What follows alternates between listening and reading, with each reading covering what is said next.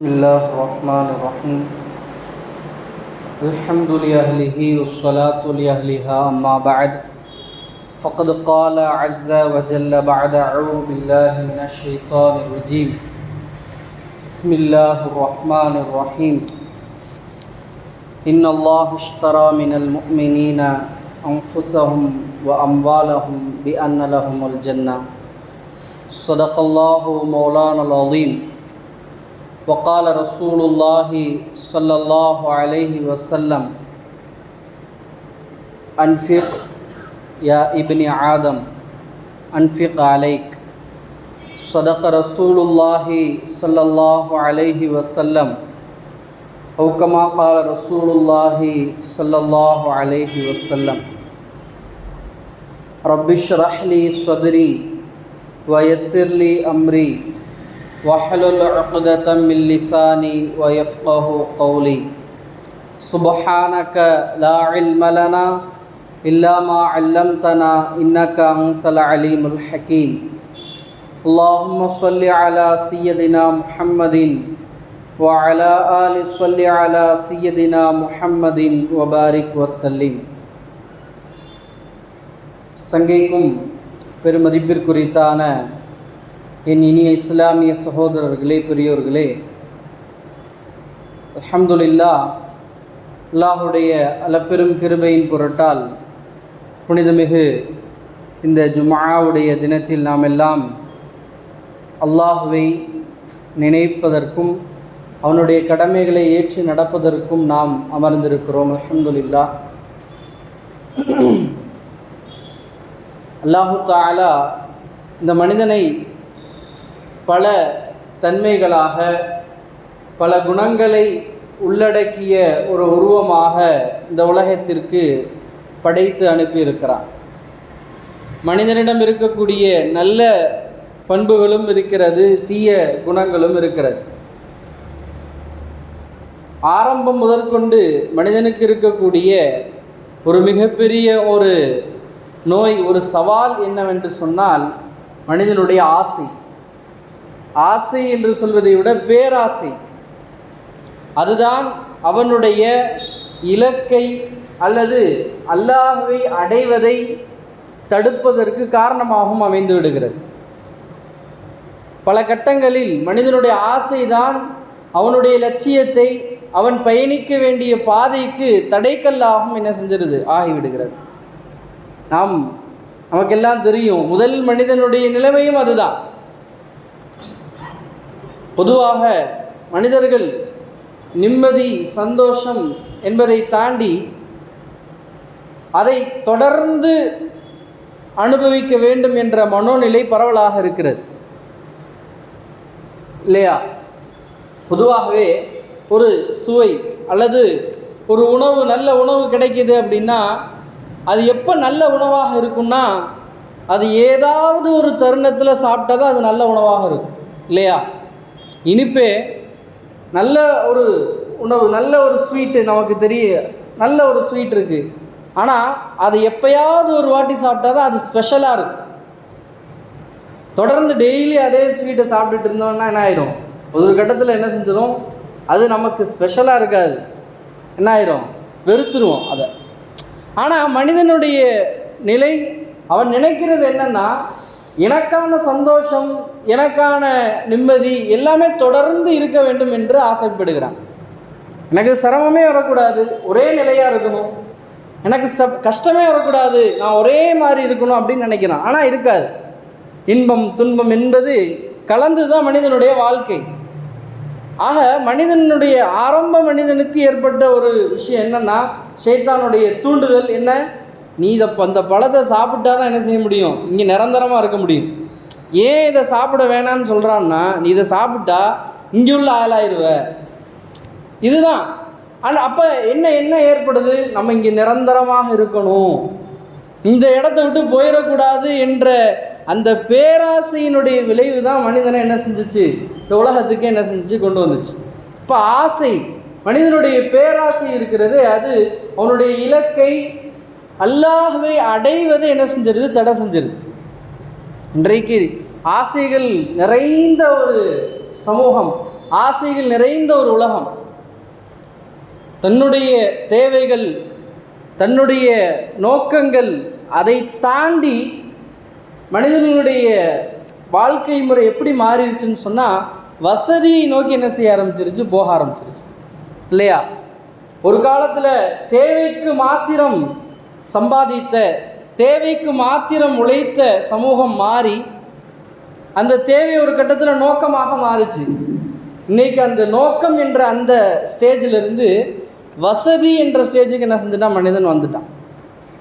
எல்லா விதத்திலும் என்னது, வசதியாக கம்ஃபர்ட்டாக இருக்கணும் அப்படின்ற ஒரு சிந்தனை தான் மனிதர்களுக்கு மிகைத்திருக்கிறது. இதுதான் மனிதர்களுடைய அந்த நம்மளுடைய அமல்களை தடுக்கக்கூடிய, அல்லாஹுடைய சிந்தனையை தடை செய்யக்கூடிய, அல்லது வணக்கங்களில் நம்மை ஈடுபடுத்திக் கொள்வதை என்ன செய்யுது, தடை செய்யுது.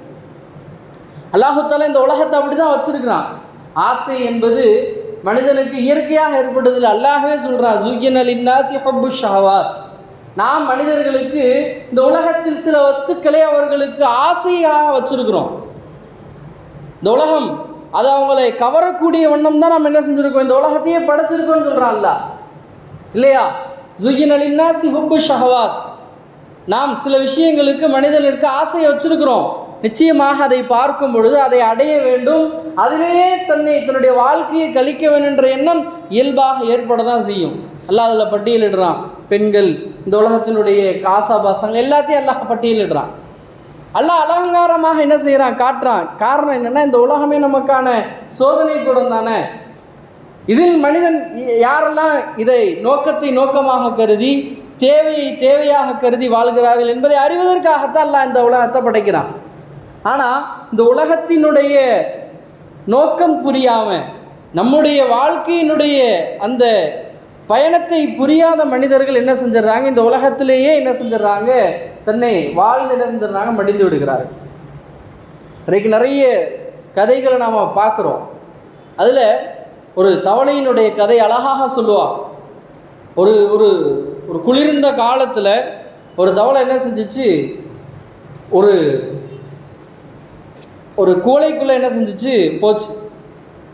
அந்த கூளை அந்த தவளைக்கு என்ன செஞ்சிச்சுன்னா, ஒரு இதமாக இருந்துச்சு. வெளியில் குளிர் அடிக்குது, ஆனால் உள்ள அந்த தண்ணி கொஞ்சம் என்னது, சூடாக இருக்குது அப்படின்றத உணர்ந்து அதை தன்னுடைய இடமாக என்ன செஞ்சுக்குது, ஆக்கிக்கொள்ளுது. அதை குடிக்குது குடிக்குது குடிக்குது. அங்கே வெளியில் குளிராக இருக்குது, உள்ள இதமாக இருக்குது. ஆனால் அந்த சூடு என்னது, அதிகமாகிக்கிட்டே இருக்குது. இது உணருது, சூடு அதிகமாகிறத உணருது.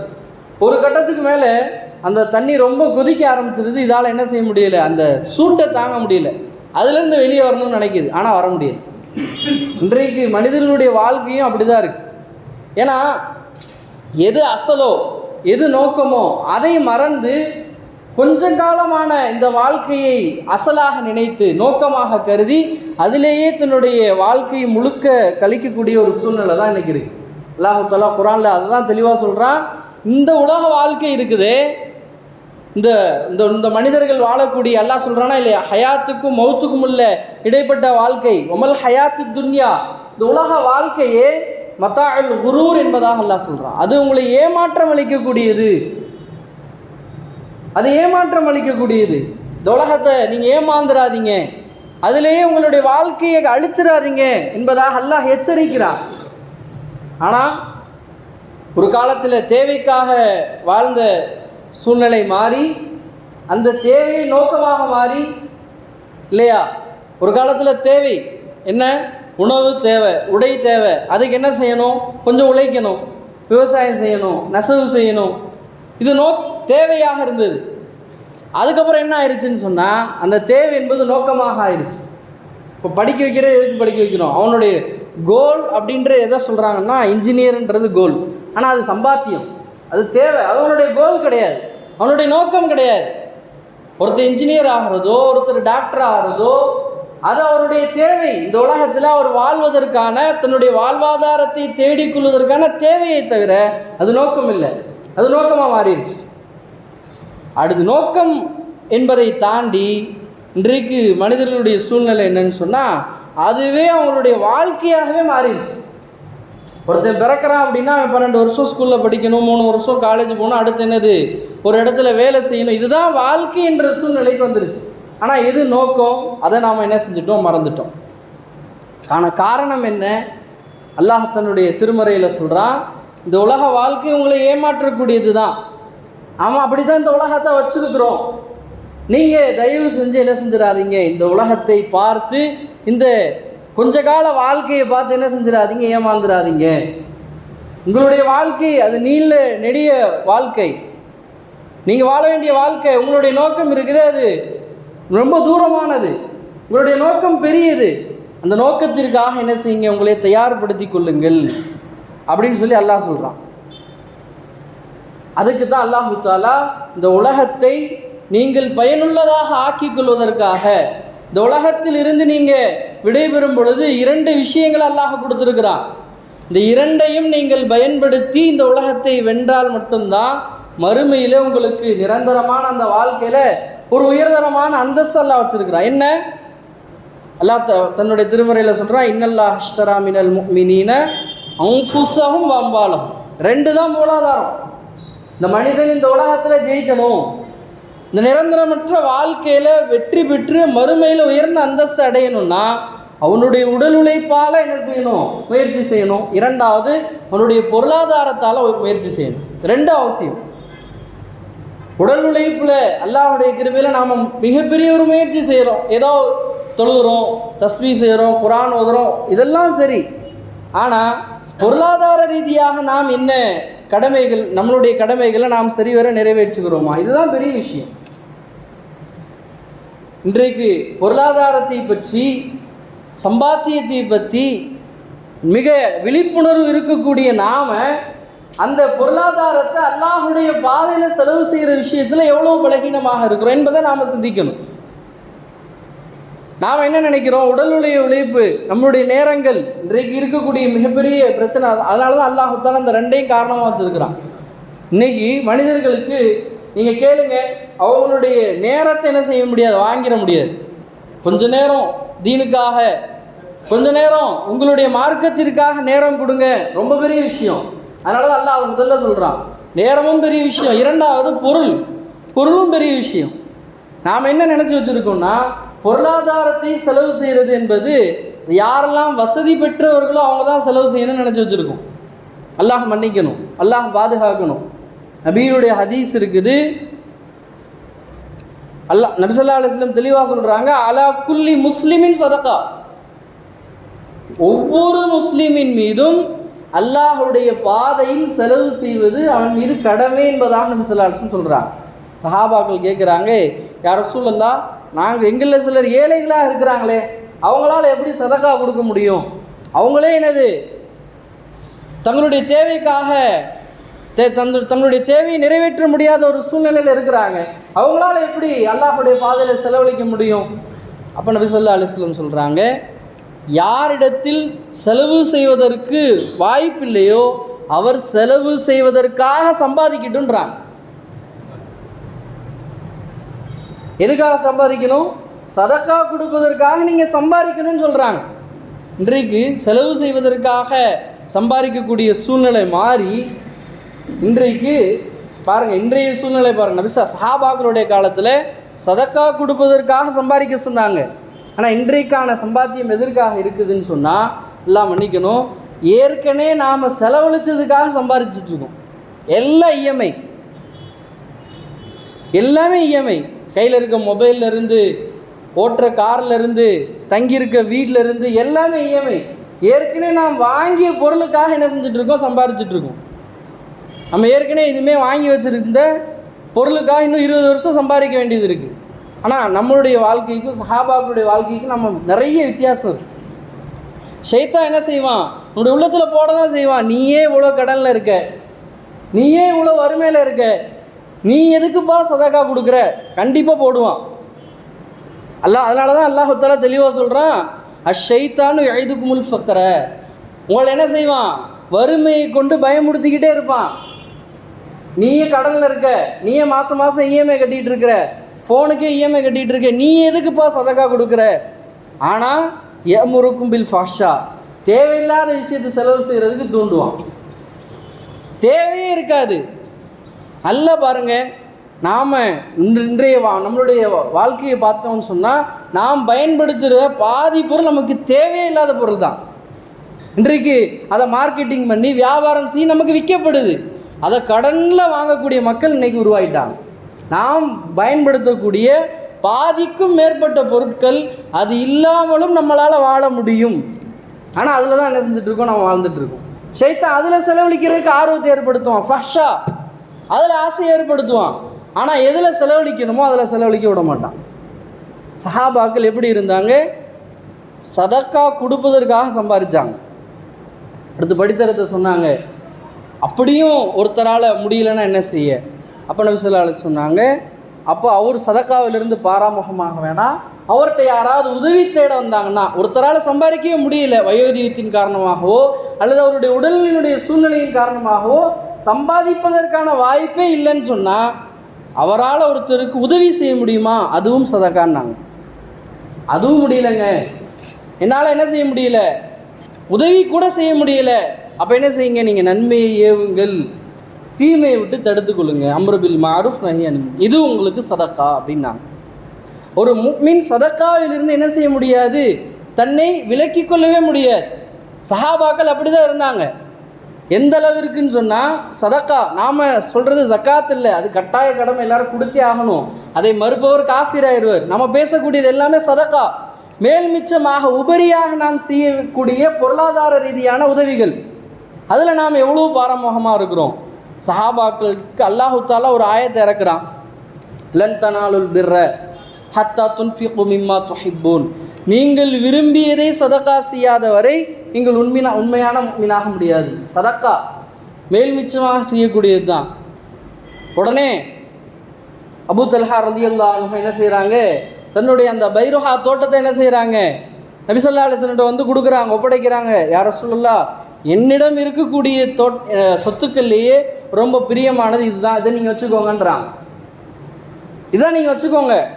நபி ஸல்லல்லாஹு அலைஹி வஸல்லம் ஒரு கணம் என்ன செய்கிறாங்க, பா வேணாம்ப்பா, எவ்வளோ பெரிய ஒரு, ஏன்னா அந்த பைருஹா தோட்டம் இருக்குது, அந்த காலத்தில் இருக்கக்கூடிய தோட்டங்களே விலை மதிப்பு மிக்கது. நபி ஸல்லல்லாஹு அலைஹி வஸல்லம் அவங்க அடிக்கடி அந்த தோட்டத்தில் இருக்கக்கூடிய தண்ணீரை போய் பருவாங்கன்னு சொல்லி ஹதீஸில் நம்ம பார்க்குறோம். இவ்வளோ பெரிய ஒரு ப்ராப்பர்ட்டியை நீ அசால்ட்டாக அல்லாஹ்வுடைய பாதையில் கொடுக்குறேன்றியப்பா. நபியே ஒரு கணம் என்ன செஞ்சுட்டாங்க, அந்த இடத்துல என்ன செய்கிறாங்க, தடுக்கிறாங்க. இல்லை அல்லாஹ்வுடைய கட்டளை வந்துருச்சு, நான் கொடுத்தாகணும். நபி ஸல்லல்லாஹு அலைஹி வஸல்லம் அவங்க அவர் கட்டாயப்படுத்தியதன் பேரில் வாங்கி அவருடைய உறவினர்களுக்கு என்ன செஞ்சாங்க, பங்கு கொடுத்தாங்க. நம்ம பார்க்கணும். இன்றைக்கு நாம் நம்முடைய சதக்காக்கள் எவ்வளோ இருக்குது. நம்மளுடைய சதக்காக்களை சஹாபாக்களுடைய சதக்காவோடு நம்ம என்ன செய்யணும், ஒப்பிட்டு பார்க்கணும். அவர் அவ்வளோ பெரிய தோட்டம் வச்சுருந்தார், அதனால தான் கொடுத்தாரு, அப்படி இல்லை. சஹாபாக்கள் அவங்களுடைய வாழ்க்கையில் எது அவர்களிடம் அதிகமாக இருந்ததோ அதை கொடுத்துருக்குறாங்க. நம்ம பார்க்குறோம், மிகப்பெரிய ஒரு சஹாபி, பணக்கார சஹாபி அப்துர் ரஹ்மான் பின் அவுஃப் ரலியல்லாஹு அன்ஹு, அவங்களுடைய சதக்காவை பற்றி ஒரு 4000 திர்ஹம் என்ன செஞ்சுருக்காங்க, சதக்கா கொடுத்தாங்க. ஒரு ரிவாயத்தில் வருது தொடர்படியாக. அவங்க 4000 திர்ஹம் சதக்கா கொடுக்குறாங்க. அதை பார்த்துட்டு முனாஃபிக்குங்கன்னு சொன்னாங்க, பாரு இவங்கெல்லாம் பெருமைக்காண்டி தான் என்ன செய்கிறாங்க, சதக்கா கொடுக்குறாங்க. இன்னொருத்தர், அவர் தன்னிட்ட தோட்டம் நிறையா இருந்துச்சு, பேரிச்சம்பழ தோட்டம் இருந்துச்சு, அதை ஒரு 2 மூட்டை அளவு என்ன செஞ்சார், நபிகிட்ட வந்து கொடுத்தார், சதக்காவாக கொடுத்தார். இதையும் பார்த்து சொன்னார், இவர்கிட்ட தோட்டம் இருக்குன்ற காட்டுறதுக்காண்டி சதக்கா கொடுக்குறாரு. இன்னொரு சஹாபி வந்தார், தன்னுடைய உழைப்பால் சம்பாதித்த பேரித்தம்பழத்திலிருந்து, அப்போல்லாம் பேரித்தம்பழம் தான் எனக்கு கிடைக்கும், அதில் 2 கைகள் அவருக்கு கிடைச்சதுலேருந்து 2 கைகளை வந்து கொடுக்குறாரு. இதையும் அல்லாஹ்வுடைய பாதையில் சேர்த்துக்கோங்கன்னு சொல்கிறாங்க நபி ஸல்லல்லாஹு அலைஹி வஸல்லம். பாருங்கள், அவங்களுடைய தரத்திற்கு ஏற்றாப்புல அப்துர் ரஹ்மான் இப்னு அவுஃப் அவர் மிகப்பெரிய ஒரு பணக்கார சஹாபி, அவருடைய தரத்திற்கு ஏற்றாப்புல சதக்கா செய்கிறார்.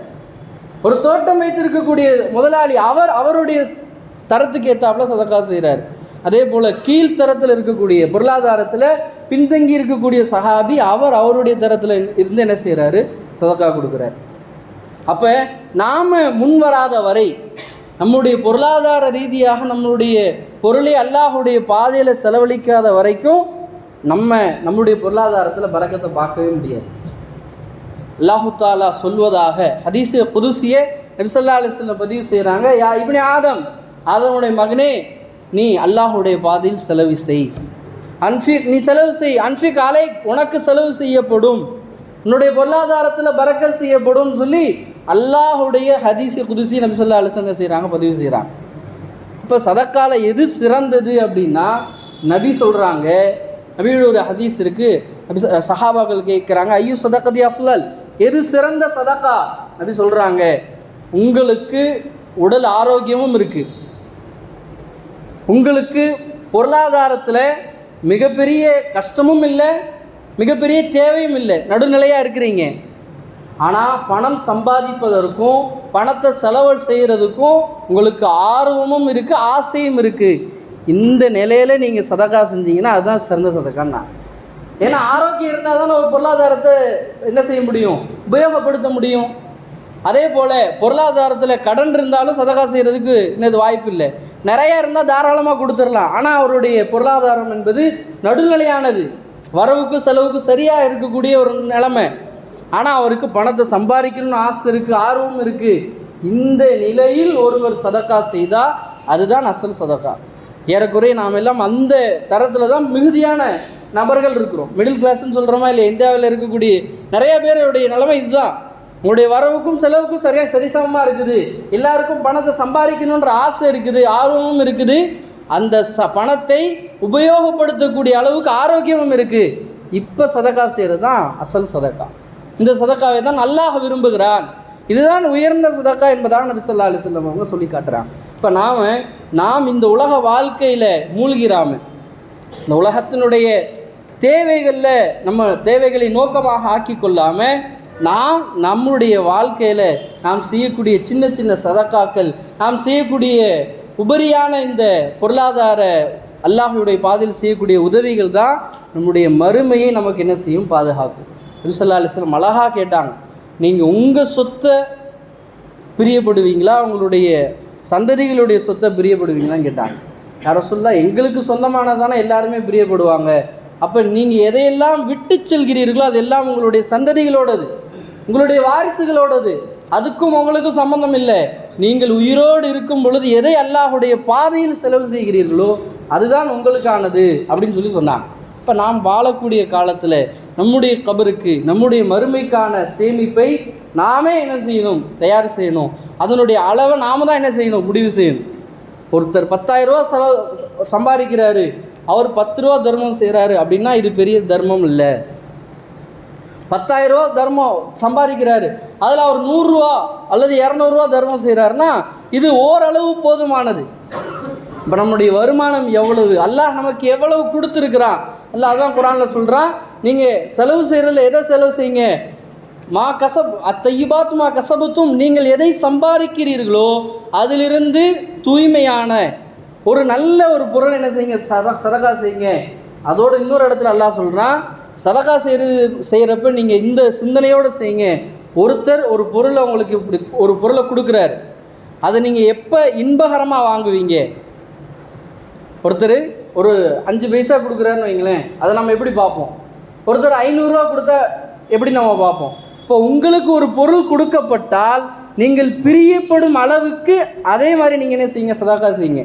நீங்கள் கொடுக்கக்கூடிய பொருளை உங்களுக்கு யாராவது கொடுத்தாங்கன்னா நீங்கள் சந்தோஷப்படுவீங்களா, கவலைப்படுவீங்களா? அதை பார்த்து நீங்கள் சந்தோஷப்படக்கூடிய அளவுக்கு நீங்கள் என்ன செய்யுங்க, சதக்கா கொடுங்க என்பதாக அல்லாஹ் சொல்கிறான். இதுவே நாம் வாழக்கூடிய காலத்தில் நம்ம உடலால் செய்யக்கூடிய வணக்கங்கள் ஒரு புறம் இருந்தாலும் நம்முடைய பொருளாதார ரீதியாக அல்லாஹுடைய பாதையில் நாம் அதிகமாக செலவு செய்யக்கூடிய பக்குவத்தை நாம் ஏற்படுத்தி கொள்ள வேண்டும். அல்லாஹு தாலா நம்முடைய பொருளாதாரத்தில் பரக்கத் செய்வானாக.